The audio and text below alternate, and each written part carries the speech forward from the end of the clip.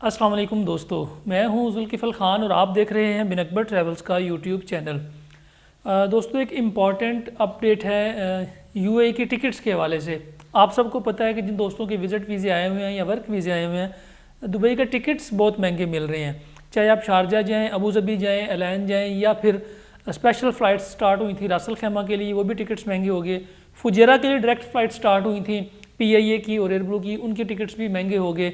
तो अब इन महंगे टिकट्स का हल क्या और ये टिकट सस्ते कब होने जा रहे हैं। तो अभी जो आज हमारे पास अपडेट आई है वो ये आई है कि सऊदी अरब चूँकि डायरेक्ट फ़्लाइट्स खोलने जा रहा है, अनकरीब खोलने जा रहा है। और ये खबर कल रात को 92 न्यूज़ ने दी थी कि 10 नवंबर के बाद सऊदी अरेबिया डायरेक्ट फ़्लाइट्स खोल देगा।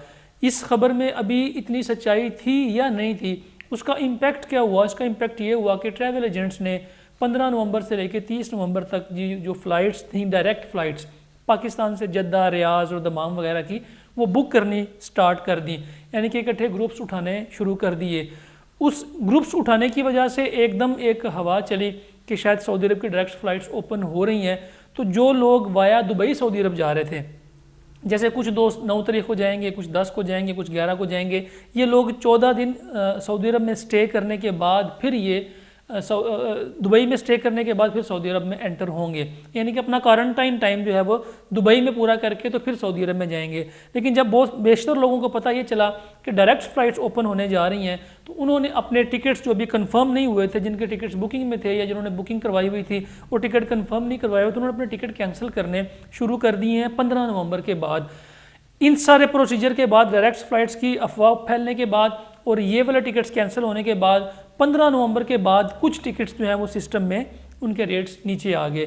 फ्लाई दुबई के, एयर अरेबिया के, एयर ब्लू के और सरीन एयर के। तो इन टिकट्स के रेट्स एकदम कम हुए। कम होने के बाद लोगों ने फ़ौरन इसको टिकट्स को बुक कर लिया। टिकट्स जैसे ही उन्होंने बुक किए तो रेट्स फिर ऊपर चले गए। अभी इस वक्त पोजीशन क्या बन रही है कि 15 नवंबर के बाद, चूँकि 15 दिन का क्वारंटाइन करना होता है सऊदी अरब वालों ने दुबई में, दुबई से क्वारंटाइन करके बाई रोड या बाई एयर ये लोग एंटर हो रहे हैं सऊदी अरब में।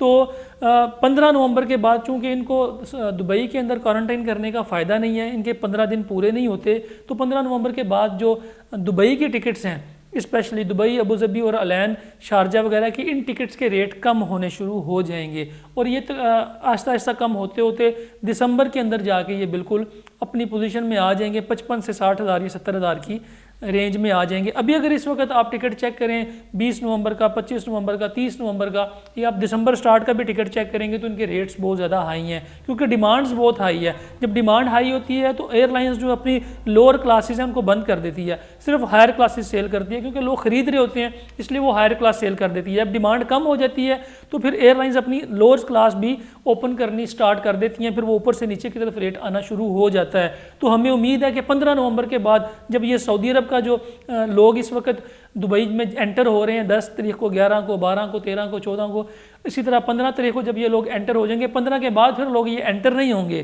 क्योंकि इनके 15 दिन चूँकि क्वारंटाइन के पूरे नहीं होंगे। तो 15 नवंबर के बाद फिर एयरलाइंस अपनी लोअर क्लासेस जो हैं उनके रेट्स निकालना शुरू कर देंगी, और ये फिर रेट्स आहिस्ता आहिस्ता कम होते होते 15 नवंबर से लेके 5 दिसंबर तक, 15 दिसंबर तक ये रेट्स कम हो जाएंगे। लेकिन उसके बाद चूँकि न्यू ईयर जो कि यूएई में मनाया जाता है और न्यू ईयर की तैयारियां स्टार्ट हो जाती हैं और क्रिसमस वगैरह की तैयारियां वहाँ पे अपने उनके स्टार्ट हो जाते हैं, सारे जो एग्जीबिशंस वगैरह हैं, तो उसके बाद फिर उसकी वजह से रेट जो हैं वो हाई होंगे। लेकिन ये जो बीच में गैप आ रहा है 25-30 नवंबर से लेकर 15 दिसंबर तक का, इस गैप के दौरान इंशाल्लाह हमें उम्मीद है कि ये टिकट्स जो हैं इनके रेट्स कम हो जाएंगे, सस्ते हो जाएंगे। इसलिए जिन लोगों के विज़िट वीज़ा में टाइम है, जिनके विज़िट वीज़े भी निकले हुए 10-15 दिन हुए और उनके पास 1.5 महीने का टाइम है, क्योंकि विज़िट वीज़ा आने के बाद आपको पता है कि 2 महीने का टाइम होता है, 2 महीने के अंदर अंदर आपने ट्रैवल करना है। अगर आपके विज़िट वीज़े में टाइम है, अगर आपके वर्क वीज़े में टाइम है, तो आप फिर कुछ दिन वेट कर लें, 15 नवंबर तक वेट कर लें, 12 नवंबर तक वेट कर लें। उसके बाद देखेंगे, हो सकता है कि ये टिकट की प्राइसेस जो हैं ये नीचे आनी शुरू हो जाए, जिससे आप लोगों का फ़ायदा हो जाए।